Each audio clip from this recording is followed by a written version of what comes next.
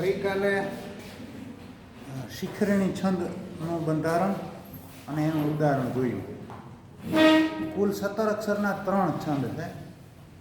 એક શિખરણી, બીજો પૃથ્વી અને ત્રીજો મંદાક્રાંતા. આજે પૃથ્વી છંદથી શરૂઆત કરીએ. પૃથ્વી છંદમાં પણ અક્ષર સંખ્યા 17 છે. એનો ગણ અથવા તો એનું સૂત્ર જસ જસ યલગા છે. અને યતિ એટલે કે વિરામ સ્થાન, અટકવું પડે તે 8મા કે 9મા અક્ષરે યતિ એમાં આવે છે. અહીંયા એક મેં કાવ્ય પંક્તિ લખી છે કે છતાંય દિલ તો ચહે તન યુવાનની તાજગી. એમાં કુલ કેટલા અક્ષર છે? 17. હવે સૌ પ્રથમ આપણે શું કરવાનું? 3 અક્ષરના ટુકડા પાડવાના. આવી રીતે.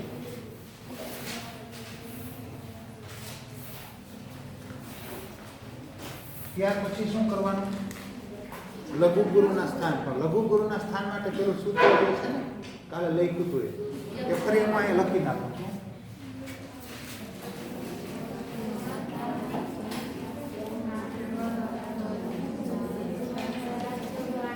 આજે તો તમે ભાગો કરીને આવ્યા હશો ને, એમાં તારા જે ભાનુસલ હતો. પૃથ્વી શિખરણી છંદનું સૂત્ર શું હતું? શિખરણીનું યમન સફલતા. એમાં તારા જે ભાનુસલકા એ તો બધામાં લખવું પડે ઓળખવા માટે.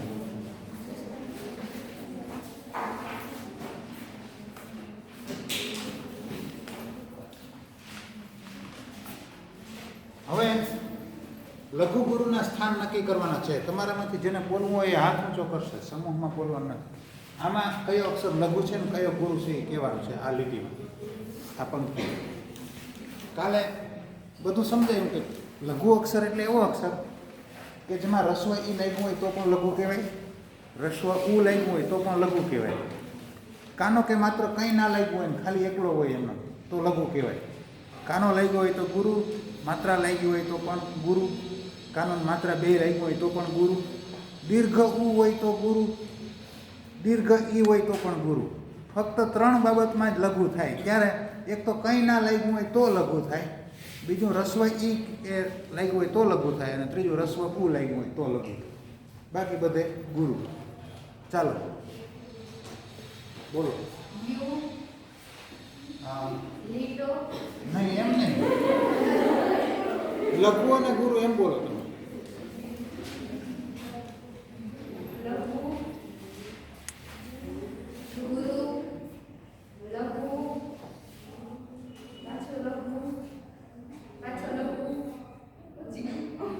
એમાં જોવાનું કઈ નથી હો, આવડે તો.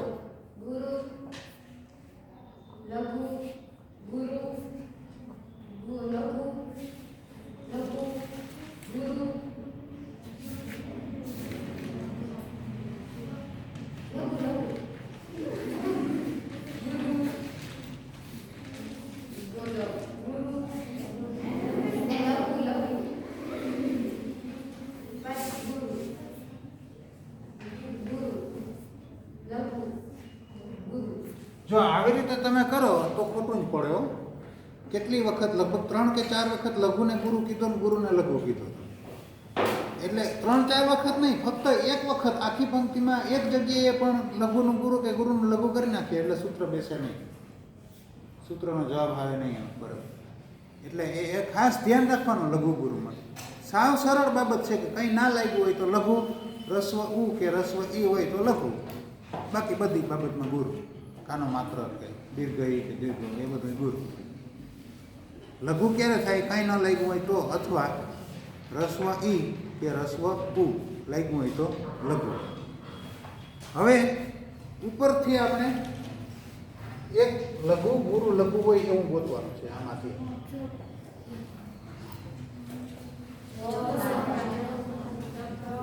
જ ભાન બોલી નહીં જવાનું ઝડપથી. પછી લઘુ લઘુ ગુરુ સ લઘા,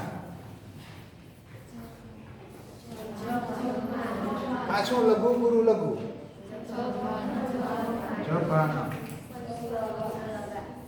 લગા ય માતા. હવે જભા નહીં કહેવાનું. છેલ્લા બે અક્ષરમાં લઘુ હોય તો લ અને ગુરુ હોય તો ગા. આ બધું મેં લખ્યું, એમાં ખબર ના પડતી હોય ને મહેરબાની કરીને હાથ ઊંચો કરી દો. આ બધું મેં લખ્યું, એમાં ખબર ના પડતી હોય ને હાથ ઊંચો કરી દો, એટલે એને ખબર પાડવી. ખબર પાડવું મતલબ કે સમજાવવું. પણ પછી એમ ના કહેતા કે નથી આવડતું. હવે દરેકનો પહેલો અક્ષર લઈએ. જ, સ,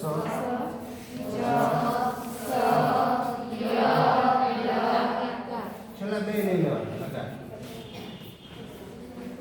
જસ જસ યલગા, જસ જસ યલગા લખી લેજો. આટલું લખી લેજો. એટલે જેને પેલી નોટમાં લખવાનું હોય, વ્યાકરણ નોટમાં, પીડીએફમાંથી અથવા બીજાની નોટમાંથી, એને અત્યારે લખવાની જરૂર નથી. બરાબર? તો ડાયરેક્ટ કોઈ લખતા હોય તો લખી લેજો. લખો છો કોઈ કે નથી લખતા? હા, તો લખી લેજો. લખતા લખાઈ ગયું? સાથે સાથે લખતું જ જવાય. આમ તો રફમાં કે બાકી નોટમાં કે ગમે તે થોડું, તો વધારે ટાઈમ ના મળે.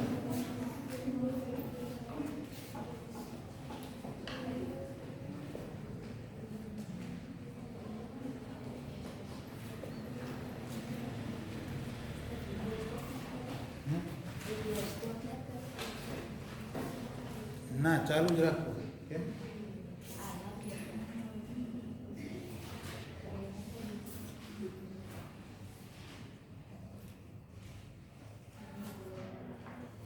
સ્ટોપ કરીએ તો પછી કટ થાય છે, પુશ નથી થતું. બીજું બટન છે.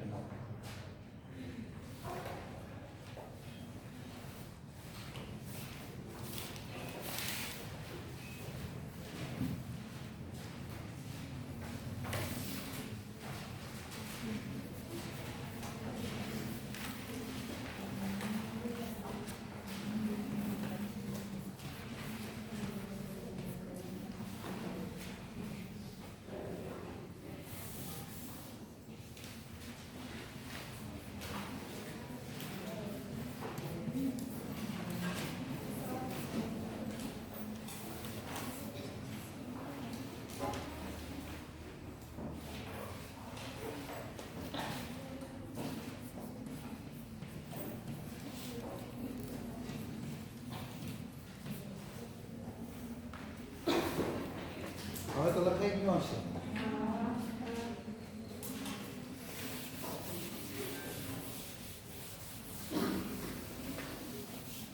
એમ પૂછાય કે મંદાક્રાંતા છંદનું બંધારણ લખો તો આટલું લખવું પડે છે. અક્ષર સંખ્યા 17, ગણ, મભન તત ગાગા અને એકી ચોથા અને 10મા અક્ષરે આટલું લખવાનું. અથવા એમ પૂછાય કે મભન તત ગાગા એ કયા છંદનું બંધારણ છે, તો જવાબમાં લખવાનું કે મંદાક્રાંતા છે. પેલા પેપરમાં એવી રીતે છે, મભન તત ગાગા એ કયા છંદનું બંધારણ, તો જવાબમાં મંદાક્રાંતા લખવાનું. હવે આનું એક ઉદાહરણ લઈએ.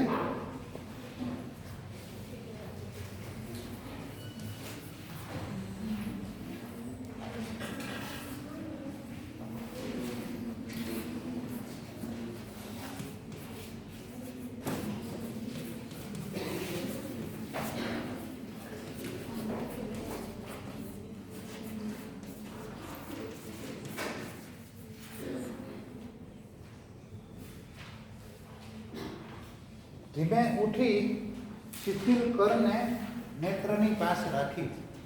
ધીમે ઉઠી શિથિલ કરને નેત્રની પાસ રાખી. 17 અક્ષર થાય છે.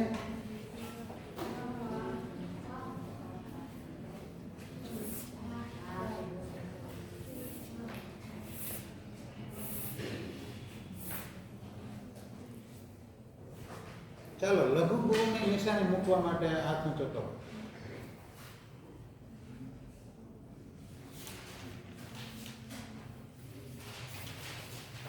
આટલી બધી મોટી સંખ્યામાંથી લઘુ ગુરુ ના આવડે તો છંદ ક્યાંથી આવડે? લઘુ ગુરુ ના આવડે તો સ્ટોપ કરી દેવું પડશે.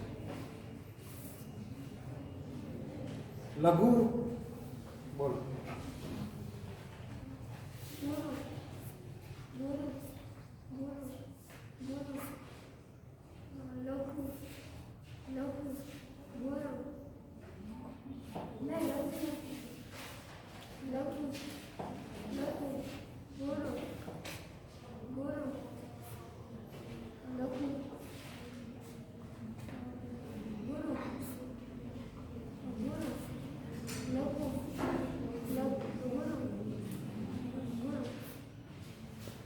બે જગ્યાએ ભૂલ કરી, પછી સુધારી લીધી, પણ પહેલાં કહી આમાં છે એ લઘુ જ છે. ભલે જોડાક્ષર છે, જોડાક્ષર પોતે તો લઘુ જ હોય, પણ એની પહેલાનો અક્ષર જો લઘુ હોય તો પૂરું થઈ જાય. અહીં તો આ એની પહેલાનો અક્ષર ગુરુ છે એટલે કંઈ પ્રશ્ન નથી, પણ કદાચ આ લઘુ હોત, આવી રીતે ન હોત તો પણ આ ગુરુ થઈ ગયો. જોડાક્ષરની પહેલાનો અક્ષર લઘુ હોય તો પણ ગુરુ થાય એવો નિયમ મેં કીધો હતો કાલે.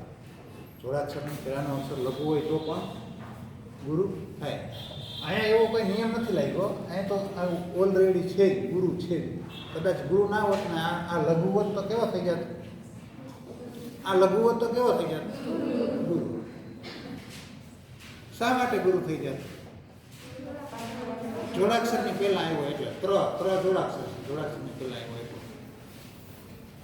હવે ત્રણ ગુરુ હોય એવા માતારા, પછી ભાનાસર, ત્રણેય લઘુ હોય એવા નસર, ગુરુ લઘુ, તારાજ, ગુરુ લઘુ, તારાજ. બે ગુરુ છે, લઘુ ગુરુ નથી. ગા ગા, બે ગુરુ હોય તો ગા ગા લખવાનું, બે લઘુ હોય તો લ લખવાનું, લઘુ ગુરુ હોય તો લગા લખવાનું, ગુરુ લઘુ હોય તો ગા લખવાનું. આમાંથી પેલો અક્ષર મ,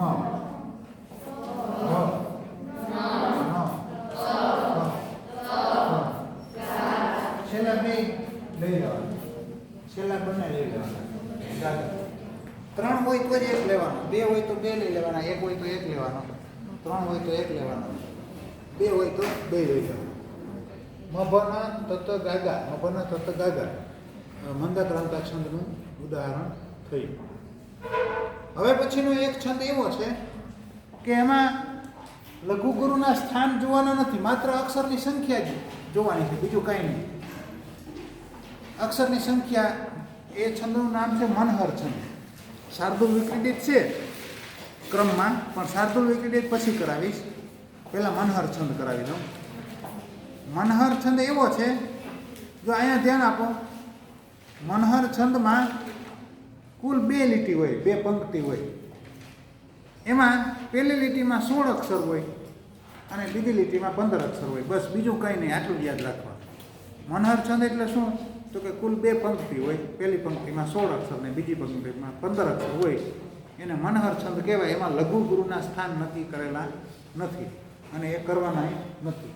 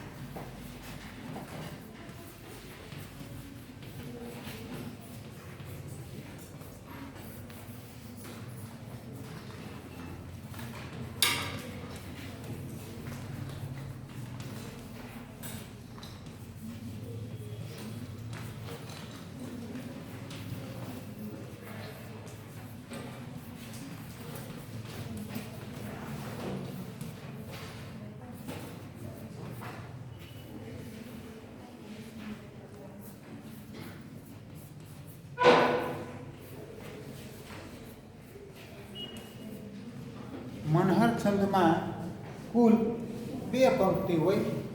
એમાં પ્રથમ પંક્તિમાં 16 અક્ષર, માત્ર નહીં હો, અક્ષર, માત્ર નહીં. માત્ર ને છંદમાં આવશે. લઘુની 1 માત્રા, ગુરુની 2 માત્રા નહીં. એ માત્ર નહીં, અક્ષરની વાત છે, કારણ કે આ અક્ષરને છંદ. કુલ મનહર છંદમાં કુલ 2 પંક્તિ હોય. પહેલી પંક્તિ એટલે લીટી, એમાં પહેલી પંક્તિમાં કેટલા અક્ષર હોય? 16 અને બીજી પંક્તિમાં 15. આપણે બે પંક્તિવાળો છંદ પૂછાય ને એટલે સીધું આપણે ગણી જ લેવાનું. મનહર છે એવું થોડુંક તો આપણને થઈ જાય, કારણ કે એ 2માં જ પૂછાય, 1માં પૂછાય, 2 લીટી પૂછવી જ પડે. એટલે પછી ગણવાના 16 ને 15 હોય એટલે એનો જવાબ મનહર જ હોય. એવું એક ઉદાહરણ લઈએ.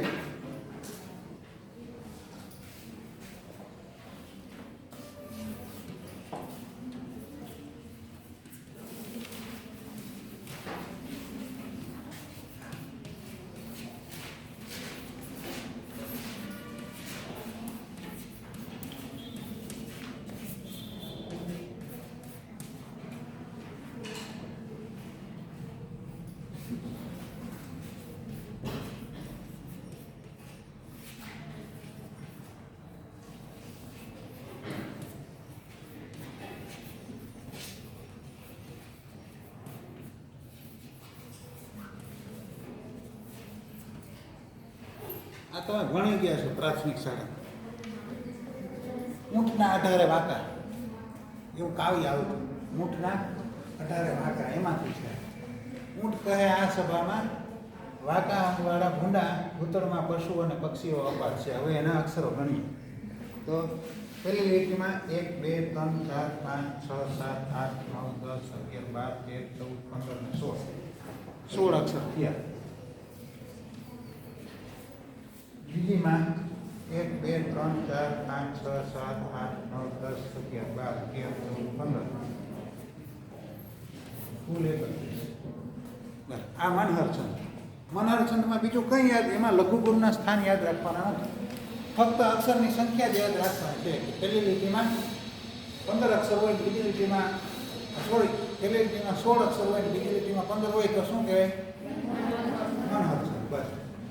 આના પછી એક છંદ આવે છે અનુષ્ટુપ છંદ. એમાં પણ એવું છે, એમાં પણ બે લીટી હોય, પણ એમાં 5મો 6મો અને 7મો અક્ષર જોવાનો છે. અનુષ્ટુપ છંદની વિશેષતા એ છે કે એમાં લઘુગુરુના સ્થાન નક્કી કરેલા જોવાના છે, પણ બધા અક્ષરોના નહીં, ફક્ત 5મો 6મો અને 7મો દરેક ચરણ. કુલ 4 ચરણ હોય, 4 ચરણમાં 5મો 6મો અને 7મો અક્ષર છે ને એના સ્થાન નક્કી છે. હવે એ અનુષ્ટુપ છંદ જોઈ લઈએ.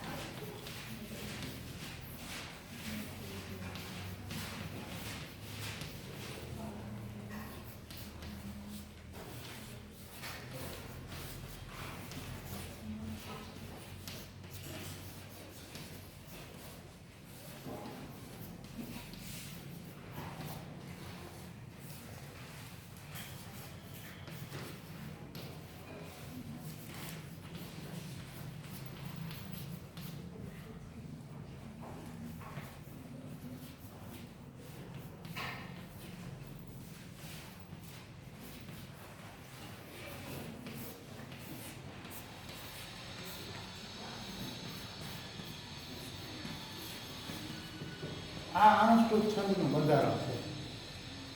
કુલ 2 પંક્તિ હોય, 4 ચરણ હોય. પહેલા અને ત્રીજા ચરણમાં 5મો 6મો અને 7મો અક્ષર, એટલે કે 5મો લઘુ, 6મો ગુરુ અને 7મો ગુરુ હોય. બીજા અને ચોથા ચરણમાં 5મો લઘુ, 6મો ગુરુ અને 7મો લઘુ અક્ષર હોય. આ અનુષ્ટુપમાં આટલું યાદ રાખવાનું છે. અનુષ્ટુપ છંદમાં શું યાદ રાખવાનું? તો કે પાંચમો, છઠ્ઠો ને સાતમો, દરેક ચરણનો પાંચમો, છઠ્ઠો ને સાતમો અક્ષર યાદ રાખવાનો.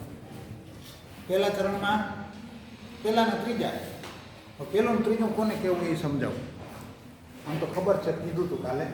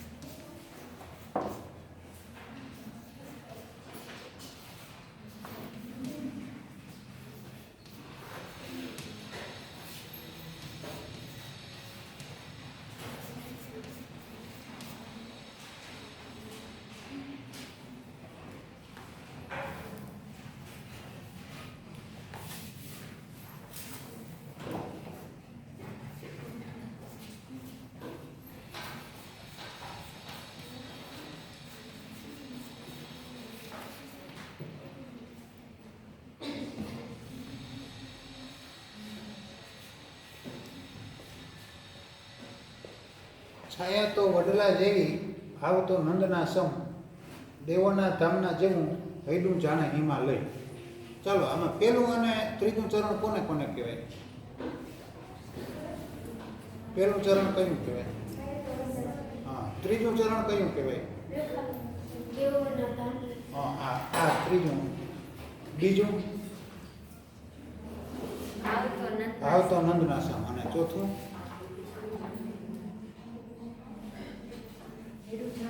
હૈડું જાણે હિમાલય. તો આ પેલું છે, આ પેલું ચરણ છે. પછી આ બીજું, આ ત્રીજું ચરણ, અને આ ચોથું ચરણ. હવે પેલું ચરણ કયું છે? છાયા તો વડલા જેવી. અહીંયા શું લખ્યું? પહેલા ચરણમાં, ત્રીજા ચરણ. પહેલા ચરણમાં કયો? પાંચમો, છઠ્ઠો ને સાતમો. લઘુ ગુરુ ગુરુ, પાંચમો લઘુ, છઠ્ઠો ગુરુ અને સાતમો ગુરુ હોય. તો અહીંથી પેલું અહીંથી ગણવાનું થાય. 1 2 3 4. આ પાંચમો. આ પાંચમો ડ. ડ કેવો છે? પછી છઠ્ઠો અને સાતમો. એવી રીતે ત્રીજા ચરણમાં 1 2 3 4. પાંચમો મ કેવો છે? છઠ્ઠો, સાતમો.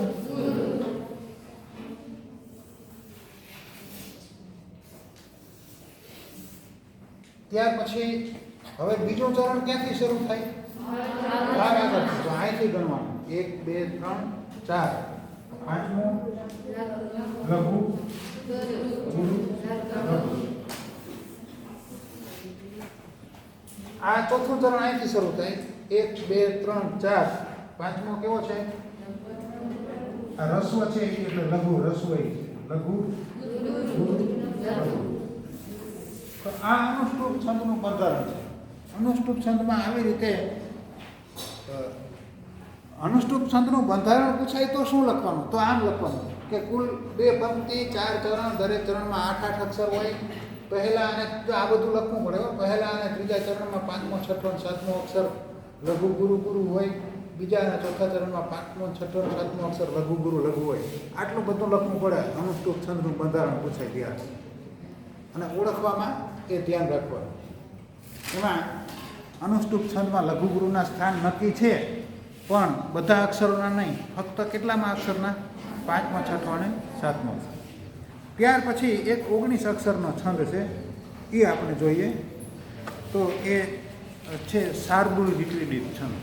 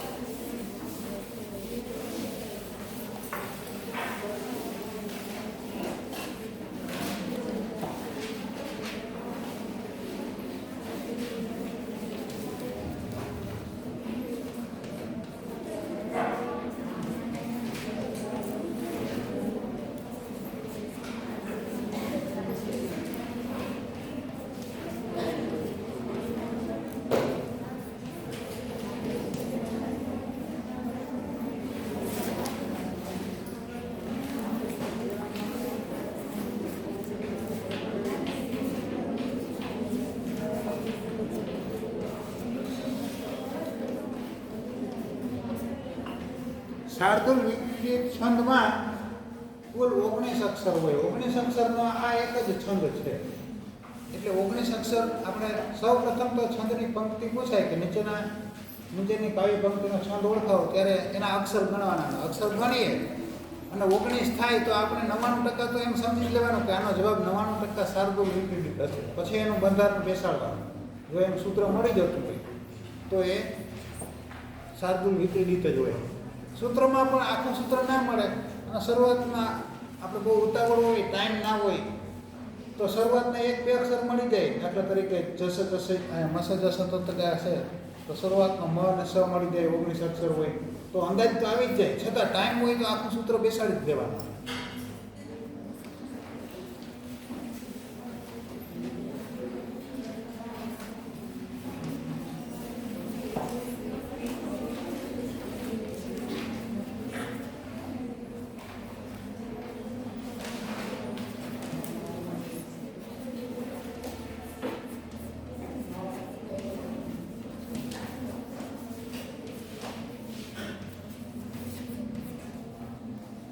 ઉગે છે નભ સૂર્ય ગાઢ જગના અંધારને ભેદવા.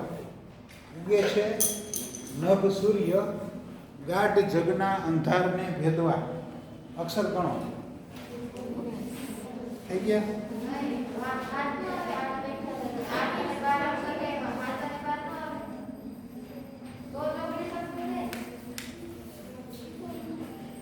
એમ નહીં, 8 ને 12 એમ 8 ને 12 નો સરવાળો નથી કરવાનો. યતિ 8માં અને 12માં અક્ષરે આવે એવું છે.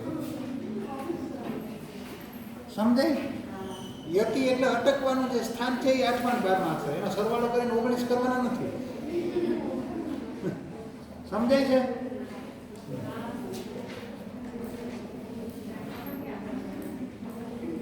આમાં 19 અક્ષર થાય કે નથી થતા? બસ 19 અક્ષર થાય એટલે આપણે એના 3 અક્ષરના ટુકડા કરવાના.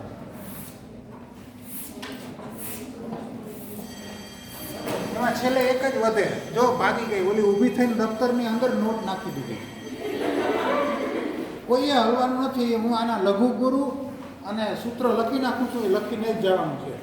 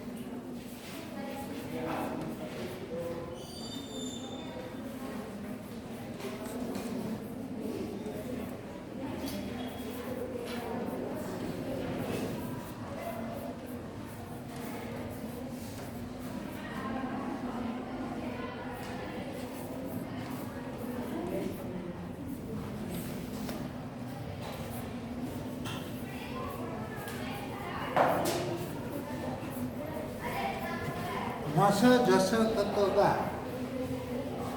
શાર્દુલ વિપરીત છંદ મસ જસ તત્વગા. આટલું લખાઈ જાય પછી જ જવાનું.